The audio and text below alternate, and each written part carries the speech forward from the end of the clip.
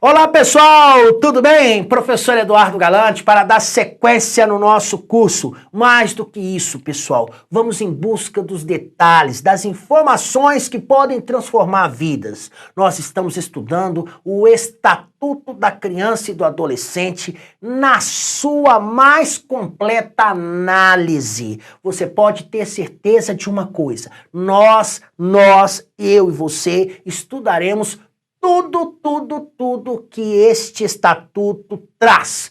Podem ter certeza de uma coisa, não terá qualquer questão de prova que contenha algo que nós não falaremos. Nós falaremos de tudo. E é com essa alegria, é com essa motivação que eu quero convidá-lo, então, para dar sequência no nosso curso, para entender melhor os institutos que aqui estão.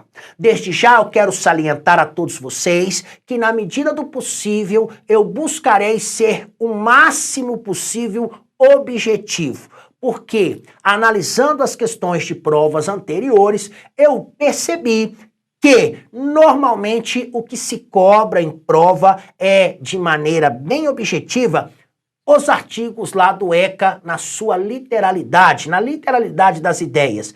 Então, uma ou outra informação doutrinária eu irei acrescentar, mas o meu curso será pautado justamente pela objetividade, ok? Bem, ao longo do nosso curso pode ser que que surja alguma dúvida e caso você queira falar comigo, professor Eduardo Galante, eu estarei à sua disposição no nosso fórum e também lá nas redes sociais, tá legal? Simbora então com o professor? Vem comigo, simbora falar de Estatuto da Criança e do Adolescente. Gente, pensa num estatuto que é top, que é cobrado, muito cobrado em concurso e por isso mesmo requer a nossa intenção.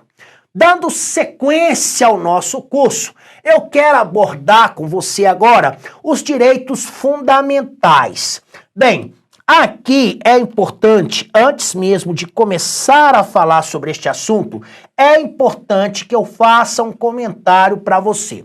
É o seguinte, pessoal, nós tivemos a Constituição de 88, esta Constituição chamada Constituição Cidadã. Ela foi toda ela construída em cima dos direitos humanos da primeira, segunda, terceira geração.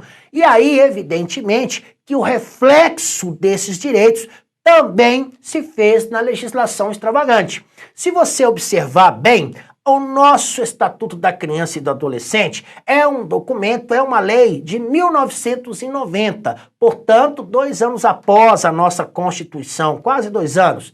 Evidentemente que a origem, então, do documento, a origem histórica não é a nossa Constituição, mas a origem desse formato de estatuto é sim a nossa Constituição.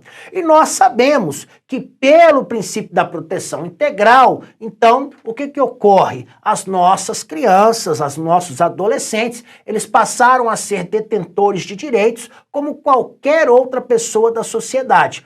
Portanto, os direitos fundamentais também se fazem presente no contexto da criança e do adolescente. E é sobre estes direitos fundamentais que nós falaremos. Eu irei trazer para você aqui uma série desses direitos e irei comentá-los com a riqueza de detalhes que se faz necessária. Tá bom? Vamos lá então?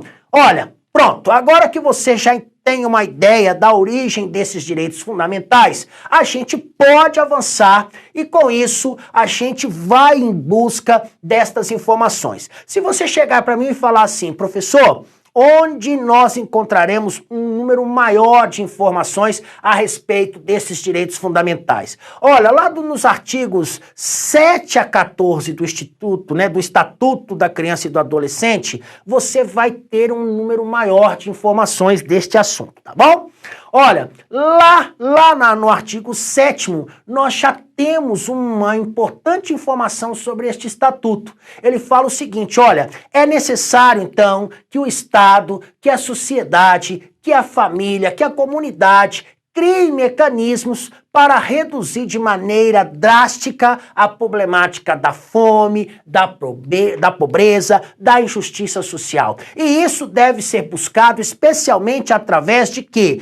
políticas públicas. Então, nós podemos fazer a seguinte associação. Quando eu falo de direitos fundamentais, eu estou falando basicamente nisso aqui, ó. Eu quero, então, buscar formas para reduzir a fome, para reduzir a pobreza e para reduzir a injustiça social.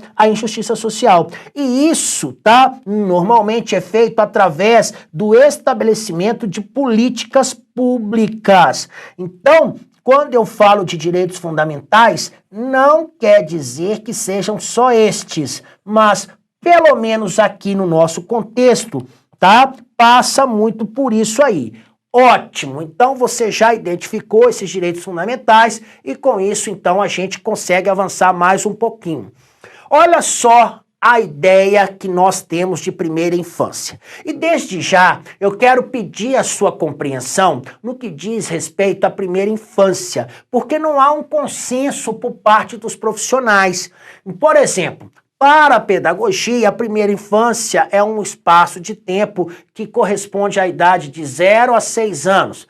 Para o direito, 0 a 5. Lá para a medicina, eles entendem que é de 0 a 8. E aí vai. Para o nosso estatuto, nós vamos estabelecer um marco temporal de 5 anos. Então, de 0 a 5, nós temos a chamada primeira infância. Então, vamos pensar agora nos direitos da criança durante o seu atendimento realizado durante a primeira infância.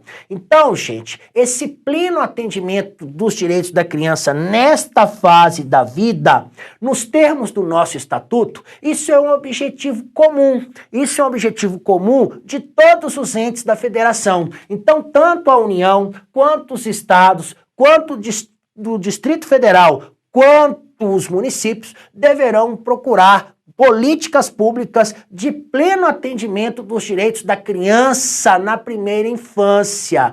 Então, necessariamente, aqui tem que haver um esforço por todos aqueles que compõem a nossa federação. Para a nossa prova, o mais importante é que você guarde isso aqui, ó. O pleno atendimento dos direitos da criança na primeira infância, isso é um objetivo comum de todos os entes da federação. Professor, eu não sei quais são os entes da federação. União, estados, Distrito Federal e municípios. Então deve haver um esforço comum, um esforço conjunto para que esse pleno atendimento seja atingido em todos os âmbitos, ok? Pronto, agora você já sabe que trata-se de uma obrigação de toda a nossa federação. Olha, a sociedade, lembra que eu falei para vocês? Gente, criança e adolescente, há tempo deixou de ser uma preocupação exclusiva ou só da família ou só do Estado. Não! Hoje nós sabemos que a criança e o adolescente, gente, ela deve ser cuidado, protegido, não é isso? Elas devem ser cuidados e protegidos pelo Estado, pela sociedade, pela comunidade, pela família, não é isso? Então, a sociedade, gente, ela vai participar solidariamente com a família e o Estado. Isso quando nós falarmos de proteção e de promoção da criança na primeira infância. Então, caso o objeto da nossa prova seja quem deverá participar do pleno atendimento da criança na primeira infância? Todos, sociedade, família, Estado. Agora, o que a banca cobra? A sociedade, gente, a participação dela é solidária. Então, muito cuidado com isso aqui, ó. Ligue o seu radar da aprovação. Então, a participação da sociedade, tá bom? No atendimento, no pleno atendimento da criança na primeira infância, a sociedade, ela participa solidária à família e ao Estado. E é isso que banca cobra. Banca gosta de saber qual deve ser a participação da sociedade. Solidária, ok?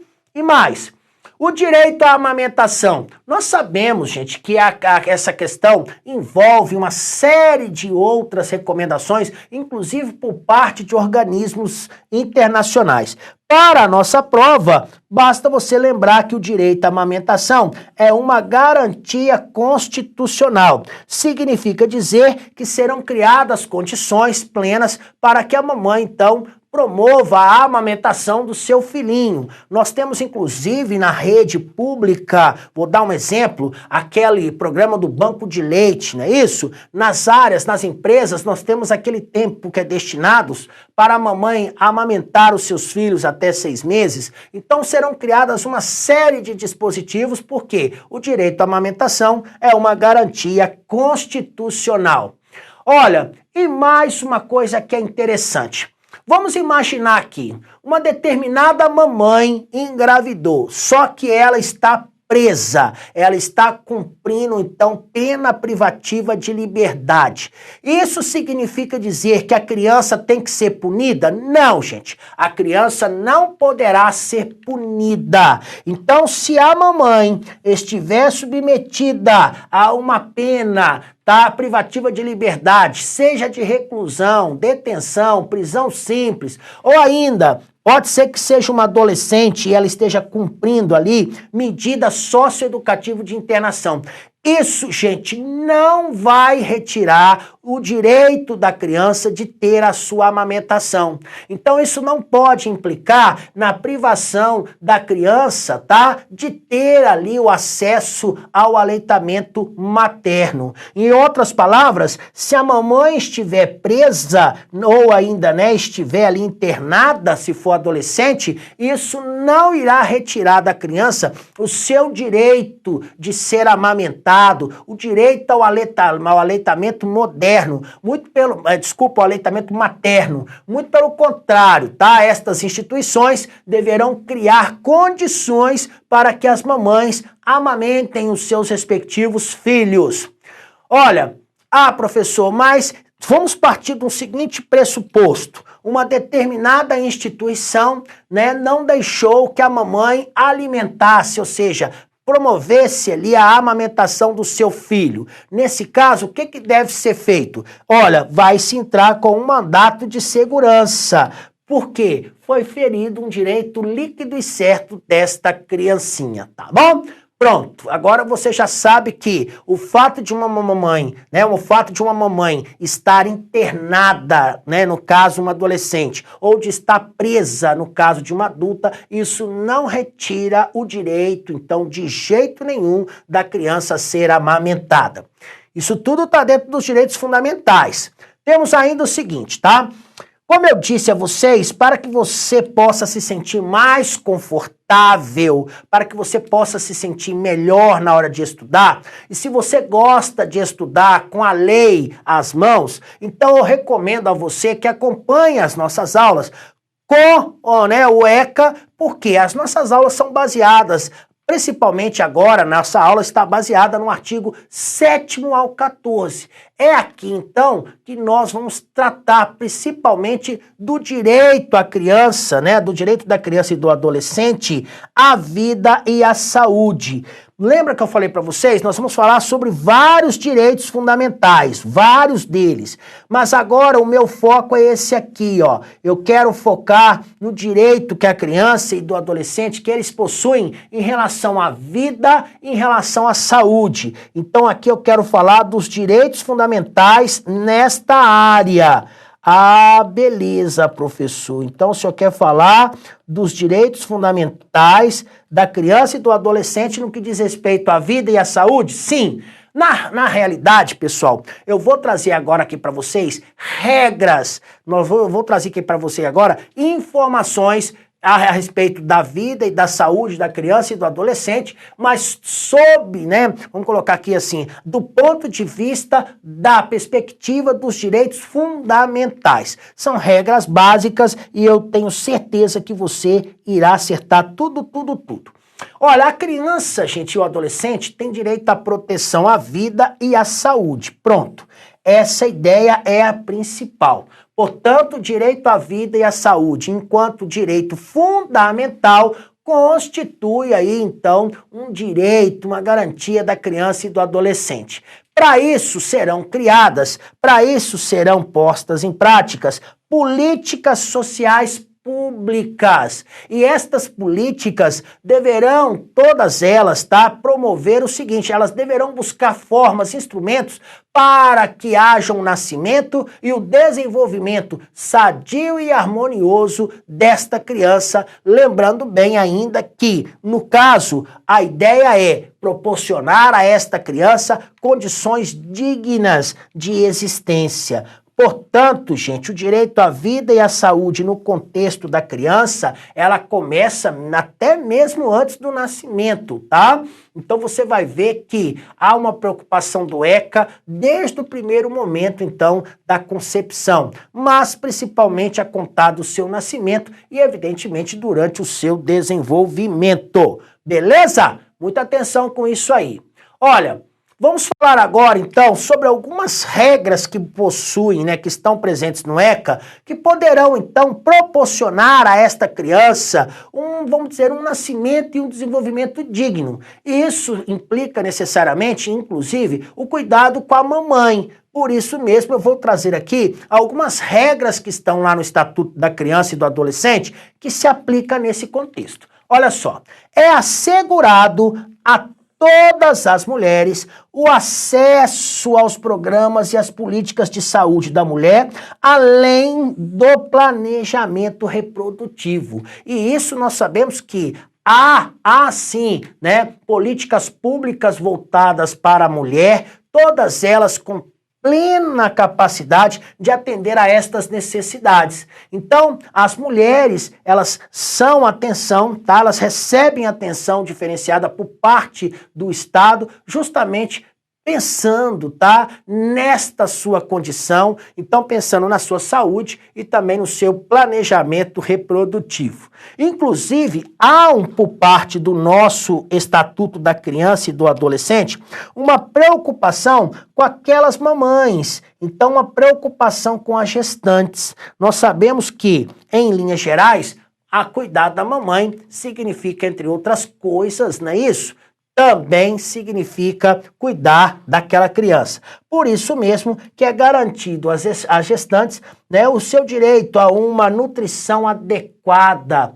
É estendida a ela uma atenção humanizada à sua gravidez, ao parto, ao puerpério, ou seja, o pós-parto, além do seu atendimento durante o pré-natal, perinatal e pós-natal. Tudo isso oferecido no âmbito do Sistema Único de Saúde. Significa dizer que a gestante, então, tem a atenção plena por parte do Estado, tá?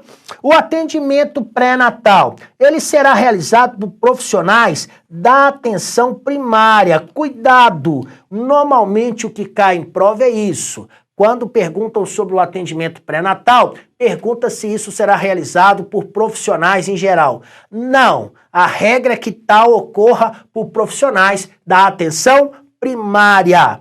Os profissionais de saúde de referência da gestante, tá? Aqui nós temos uma situação muito interessante que é o seguinte: muitas mamães tem ali, então, todo o seu período de gravidez ali, o acompanhamento por uma determinada, né, equipe de profissionais, e aí, faltando pouco tempo para o parto, muda tudo. Gente, isso para a mamãe é um sofrimento sem fim. Isso para a mamãe causa traumas e é terrível. Vocês que estão aqui comigo, que são mães, sabem muito bem o que eu estou dizendo. Por isso mesmo, o ECA protege esta situação.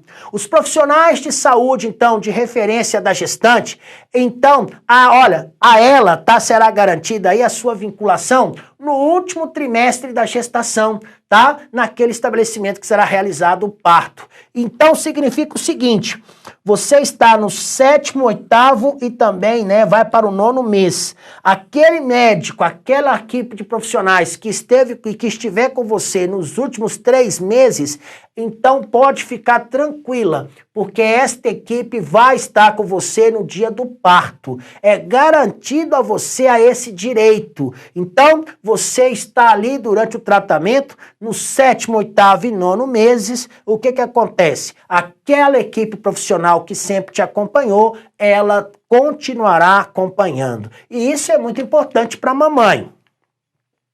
Os serviços de saúde, onde o parto for realizado, eles irão assegurar às mulheres, aos seus filhos recém-nascidos, uma alta hospitalar responsável e também uma contrarreferência na atenção primária. Gente, acabou aquela coisa de liberar a mamãe logo após o parto, sem saber as condições de saúde da mamãe, sem saber das condições de saúde da criança. Não pode. Então, aí hoje o que nós temos é a chamada alta hospitalar responsável. Só depois de todos os procedimentos realizados e de todas as informações prestadas e colhidas é que vai haver esta alta, tá bom? E nesta oportunidade será, no caso ofertado à mamãe ali, algumas opções no que diz respeito a serviços para que possa melhorar a sua condição, além da sua participação, caso queira, em grupos de apoio. Então, para a prova, guardem isso aqui, ó. O que nós temos hoje é a alta hospitalar responsável e a contrarreferência na atenção primária. Como eu disse, é dever do Estado, da sociedade, da família e da comunidade cuidar, não é isso, das nossas crianças e adolescentes. Aqui eu tenho uma competência do poder público muito interessante. Nos termos do ECA, então, incumbe ao poder público proporcionar assistência psicológica à gestante e à mãe no período pré e pós-natal. Nós sabemos que muitas mamães precisam deste apoio psicológico, porque trata-se de um período em que os seus hormônios, vamos dizer assim, e outras condições, estão todos eles em ebulição. E aí é claro que a mamãe precisa de todo o apoio, de toda a ajuda por nossa parte. Por isso mesmo, o poder público vai proporcionar essa assistência psicológica. A ideia, inclusive, gente, é diminuir, é prevenir as consequências do estado puerperal. Muitas mamães, depois que têm neném, elas têm sérios problemas psicológicos e por isso mesmo há uma preocupação do Estado nesse sentido. Essa assistência, gente, que eu acabei de mencionar, a assistência psicológica à gestante e à mamãe, ela será prestada, tá? Também a gestantes e mães que manifestem o interesse de integrar seus filhos para adoção. Então, gente, é muito comum que durante a gestação, algumas mamães já já manifestem desde já o interesse de dar as suas crianças para a adoção. Estas mamães deverão receber atenção por parte do Estado, a atenção psicológica. Também será prestada assistência psicológica para aquelas mamães e gestantes que estão presas, não é isso? A situação delas, por si só, já é gravíssima, estão todas ali presas ou internadas. Já pensou se não tiver um apoio psicológico? Então também será oferecido, tá bom? Olha, a gestante e a parturiente tem direito a um acompanhante de sua preferência durante o período de pré-natal, do trabalho de parto e do pós-parto imediato. Nós sabemos que nesse momento a presença de algumas pessoas junto, à mamãe traz um efeito positivo. Então, é algo que hoje é garantido por lei. Então, a gestante, a parturiente, ela tem direito de ter este acompanhante nestes momentos tão delicados. Então, durante o período pré-natal, vai ter uma consulta de pré-natal, ela pode ser acompanhada, ela pode entrar na consulta com este acompanhante. Durante o trabalho de parto e também durante o pós-parto imediato. A gestante, gente, ela deverá, na oportunidade, pela equipe pública aí, ela deverá receber orientação sobre aleitamento materno, alimentação complementar saudável, sobre crescimento e desenvolvimento infantil. Aliás, hoje é uma prática comum, as instituições já fornecem ali uma cartilha com todas estas informações, são esclarecidas ali todas as dúvidas pela equipe multiprofissional que atende essa mamãe, mas hoje isso já ocorre com uma frequência muito interessante. Para a nossa prova, o que eu recomendo a vocês guardarem, porque poderá ser objeto. Primeiro, a gestante e a parturiente têm direito a um acompanhante, tá bom? Essa assistência psicológica, ela também vai se estender àquelas mamães que querem deixar seus filhos para adoção e também para aquelas que estão presas, para aquelas que estão, com privação de liberdade. Não esqueçam disso. Para a nossa prova, estas ideias são as mais importantes. E mais, a gestante, gente, ela tem direito a acompanhamento saudável durante toda a gestação e também durante ali o parto natural cuidadoso, tá bom? Evidentemente que é o seguinte, hoje o que nós procuramos é o parto humanizado. Agora, a cesariana e outras intervenções cirúrgicas, elas deverão ocorrer em segundo plano, só quando houver motivo médico, no caso aí, recomendando tal prática. Mas o que nós temos hoje é o chamado parto humanizado. A atenção primária à saúde, tá? Ela fará a busca ativa da gestante que não iniciar ou que abandonar as consultas de pré-natal. Nós já sabemos que é muito importante. Também nós vamos em busca daquelas mamães que não compareceram às consultas após o parto. Então a atenção primária à saúde, ela tem essa vocação de não abandonar jamais. Elas vão em busca destas mulheres que abandonaram o pré-natal ou que abandonaram ali o tratamento após parto. A ideia é proteger a mamãe. Incumbe ao poder público garantir a gestante e a mulher com filho na primeira infância que se encontre sob custódia em unidade de privação de liberdade, gente, um ambiente próprio para esta criança. Então, um ambiente com condições sanitárias, tá? Um ambiente com condições assistenciais lá do Sistema Único de Saúde, justamente para receber essa criança, para receber esse filho. É claro que também estará presente aí o sistema de ensino competente, porque a ideia sempre é buscar proteger a criança. Então, o poder público, ele tem essa missão de garantir a gestante e a mulher com filho na primeira infância que se encontre sob custódia em unidade de privação de liberdade, um ambiente propício ao seu desenvolvimento integral. Significa dizer, proporcionar condições sanitárias, assistenciais e educativas próprias para ajudar nesse desenvolvimento saudável. Olha, nós temos, tá? Agora no calendário nacional, nós temos a chamada Semana Nacional da Prevenção da Gravidez na Adolescência. Evidentemente que do ponto de vista científico eu não tenho aqui maiores informações, mas eu sei que o número de mamães adolescentes no nosso país é um número gigantesco. Muitas mamães, então, aí na idade até de 12 a 18 anos, é um número alarmante. Por isso mesmo, nós temos no nosso calendário agora a Semana Nacional de Prevenção da Gravidez na Adolescência. Essa semana, ela é, no caso, realizada anualmente. E aí é interessante porque nós temos o dia 1º de fevereiro como dia, tá? Que se inicia, então, esta semana de prevenção de gravidez na adolescência. O objetivo é simples, é trazer o máximo de informações sobre medidas preventivas e educativas, gente, para reduzir a incidência de gravidez na adolescência. Então aqui é uma espécie de política pública em que se trabalha a prevenção, é levar informações, então, para estas meninas, para que elas, então, gente, não se engravidem, né, durante a gravidez, durante a adolescência, porque nós sabemos da consequência, tá?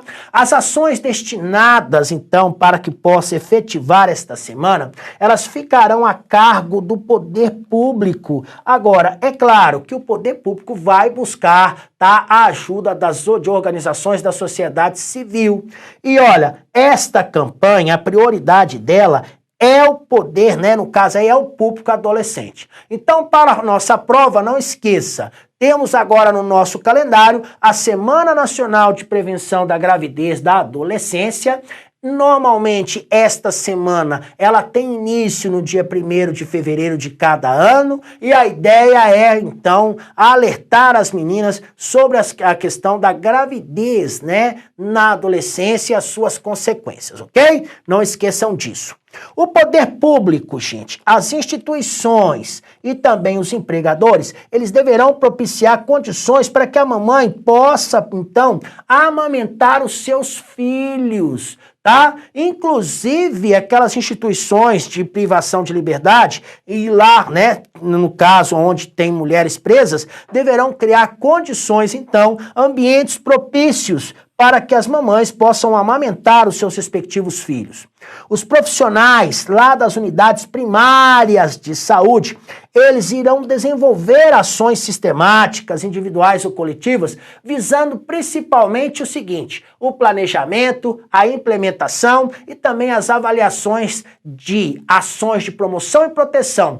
Para quê, gente? Para apoiar ali tudo o que for necessário para que se possa promover o aleitamento materno e, além disso, a mamãe ter uma alimentação complementar saudável. E isso deve ser, inclusive, feito de forma contínua, porque senão nós não teremos o efeito desejado. Os serviços de unidades de terapia intensiva neonatal, a chamada UTI neonatal, eles deverão dispor de um banco de leite. Isso aqui normalmente é que cai em prova, viu? Então, UTI neonatal deve ter um banco de leite lá, conforme estabelecido aqui no Estatuto da Criança e do Adolescente. Os hospitais, tá? Sejam públicos ou particulares, eles possuem algumas obrigações, algumas atribuições que são importantíssimas para a nossa prova. Então guarde isso aqui, ó. Os hospitais, sejam eles públicos ou privados, eles têm as seguintes obrigações, não que sejam as únicas, mas as mais importantes. Eles deverão manter o registro das atividades que foram desenvolvidas, tá? Isso através de prontuários individuais. Sabe por qual prazo, gente? 18 anos. Isso cai demais em prova. Olha, o hospital deverá identificar ainda o recém-nascido e isso é feito mediante o registro da impressão plantar e também digital, além da impressão digital da mamãe, além de outras formas, então, que são necessárias para identificar. Deverá o hospital ainda, é obrigação, proceder aos exames visando o diagnóstico, gente, a terapêutica de anormalidades no metabolismo do recém-nascido e, evidentemente, também deverá, inclusive, prestar orientação aos papais. Então, né, aos pais ali. É necessário que sejam submetidos aos exames básicos aquelas crianças para, então, identificar, diagnosticar aí algum tipo de anormalidade. Deverá ainda fornecer uma declaração de nascimento, isso é obrigação do hospital. Nesta declaração vão estar ali as informações relacionadas às intercorrências do parto e do desenvolvimento também do neném. Deve manter um alojamento conjunto, com isso, então, o neonato vai ficar com a mamãe. Além disso, é obrigação do hospital acompanhar a prática do processo de amamentação. Então, o hospital vai ter profissionais preparados ali para acompanhar a amamentação que está sendo proporcionada pela mamãe ao seu filhinho. Pronto, aí estão as ideias principais relacionadas aos hospitais. O que mais cai é isso aí, ó, pelo prazo de 18 anos. Bem, para que a gente possa encerrar a nossa aula com grande estilo, eu preparei uma questãozinha aí para você, para que a gente possa, então, juntos resolver e, com isso, ratificar o que nós aprendemos na nossa aula. Então, vamos lá. Olha, a Lei 8.069, de 1990, dispõe sobre a proteção integral à criança ou adolescente. Verdade. É a teoria aqui, né, da proteção integral. Para efeitos desta lei, a faixa etária do estatuto que define criança ou adolescente. Gente, O que é adolescente, então, e o que é criança para fins do Estatuto? Vamos tentar identificar aí, então, o que a questão trouxe nesse sentido e vamos, com isso, acertar. Considera-se criança a pessoa até 12 anos de idade completos. Não, é até 12 anos incompletos. Considera criança, né, para efeitos desta lei, a pessoa até 11 anos de idade incompleto, tá bom? E adolescente entre 11 anos incompletos e 18 anos de idade. Não, adolescente é a partir de 12 anos, tá bom? E aqui também é 12 anos incompletos. Considera-se criança, para efeitos desta lei, a pessoa até 12 anos de idade incompletos e adolescente aquela entre 12 e 18 anos de idade. Nos casos expressos em lei, aplica-se excepcionalmente esse estatuto às pessoas entre 18 e 20 anos de idade. Não é entre 18 e 20, é entre 18 e 21. Considera-se criança, para efeitos desta lei, a pessoa até 12 anos de idade completos e adolescente entre 12 e 18 anos de idade. Nos casos expressos de lei, aplica-se excepcionalmente esse estatuto às pessoas entre 18 e 20 anos de idade. Novamente, 20 anos de idade. Você vai achar essa resposta lá no artigo 2º, tá? Considera criança, para efeitos desta lei, a pessoa até 12 anos de idade incompletos, correto, e adolescente entre 12 e 18 anos. Nos casos excepcionais, tá? Poderá aplicar aquelas pessoas entre 18 e 21 anos de idade. Portanto, a única alternativa correta, letra E. Parabéns, tá bom? Bem, chegamos ao final da nossa aula. Espero que você tenha buscado aqui comigo mais informações e é desta forma que nós seguiremos, sempre em busca de assuntos que são necessários para uma boa prova. Fiquem com Deus. Até uma próxima oportunidade. Tchau, tchau, pessoal!